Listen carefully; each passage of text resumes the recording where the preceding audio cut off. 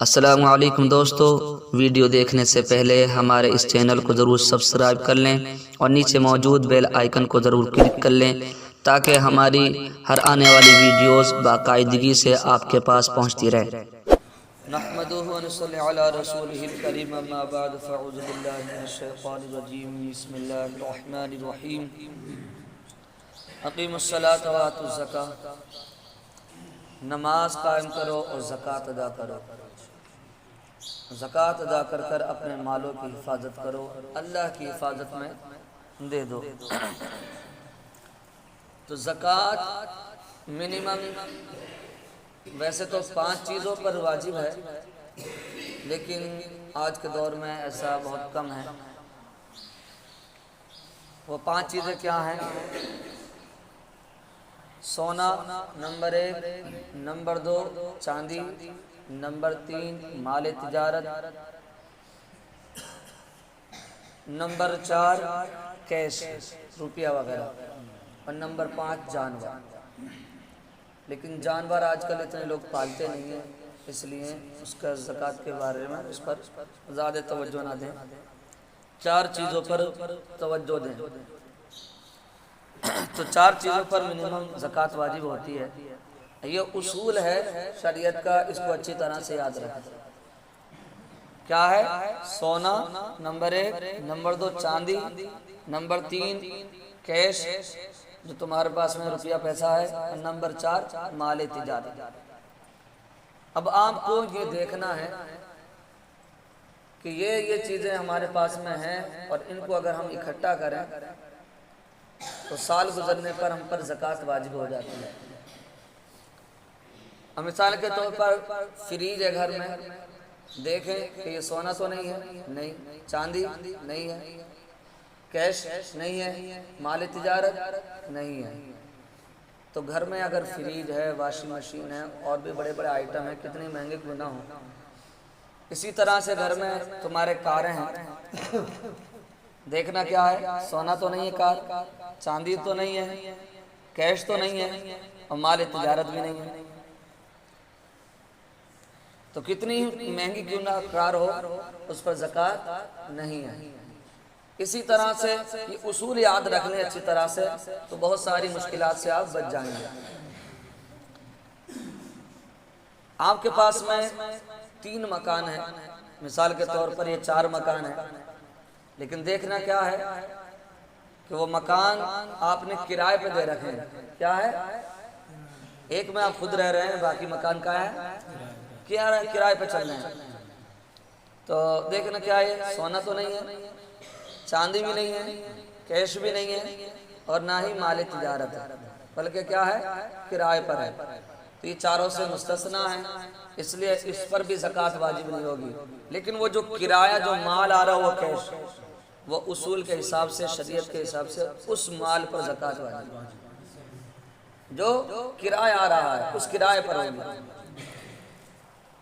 تو اس کو اچھی طرح سے یاد رکھ لیں، 4 ہیں یہ چیزیں کہ جن پر زکوٰۃ واجب ہوتی ہے۔ کیا؟ سونا، چاندی، کیش، مال تجارت۔ ابھی بہت سے حضرات پوچھتے ہیں کہ سگے بھائی کو زکوٰۃ دے سکتے ہیں نہیں؟ تو یہ بھی ایک اصول ہے، اس کو بھی یاد رکھ لیں۔ سگا بھائی ہو اس کو بھی زکوٰۃ دے سکتے ہیں، سگی بہن ہو اس کو بھی دے سکتے ہیں زکوٰۃ، ساس سسر کو بھی دے سکتے ہیں زکوٰۃ، اور ساس سسر اپنے داماد کو بھی دے سکتا ہے، سمجھ رہے ہیں؟ بھانجی کو بھی دے سکتے ہیں زکوٰۃ، بھتیجے کو بھی دے سکتے ہیں، سمجھے؟ اسی طرح سے سگے بھائی کو بھی دے سکتے ہیں۔ کب؟ یہ جب ہے کہ جب یہ تم سے الگ ہو۔ ایسا نہیں کہ گھر میں سادے ہیں سگا بھائی تو اس کو زکوٰۃ دے دو۔ اصول کیا ہے؟ اصول یہ ہے کہ جس کو تم مال دو، اگر اس مال سے تمہیں ہی فائدہ ہوتا ہے تو وہاں زکوٰۃ نہیں دے سکتے۔ جس طرح سے میاں اپنی بیوی کو نہیں دے سکتا، شوہر اپنی بیوی کو نہیں دے سکتا، کیونکہ اس کا خرچہ تو خود ہی اٹھاتا ہے۔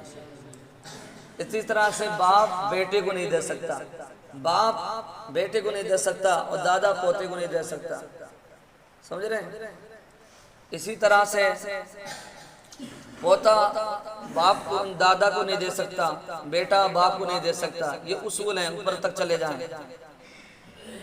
खुलासा कलाम यह है कि जिनको अगर आप ज़कात दे रहे हैं, अगर वो आपके गुलाम हैं या और तरह से, जिस तरह से भी हो, जिसको आप ज़कात दे रहे हैं और उसी ज़कात के माल से आप ही को फ़ायदा हो रहा है, तो वहाँ ज़कात देना जायज़ है।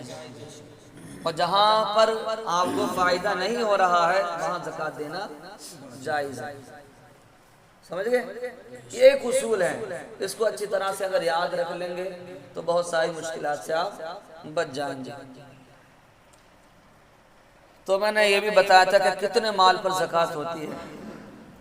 कम से कम 52.5 तोला चांदी की मिकदार के हिसाब से आपके पास में या तो सोना हो या चांदी हो, जो भी हो, अगर इन चार चीज़ों को मिलाकर अगर 52.5 तोला चांदी के हिसाब पर पहुंच जाती है तो फिर ज़कात वाजिब हो जाती है। और उसकी तारीख जो मुतय्यन करनी होती है वो चांद की तारीख के हिसाब से, उसी चांद के हिसाब से। और इस पर भी ये भी नहीं है कि हर चीज़ पर आपको साल गुजरना ज़रूरी होता है।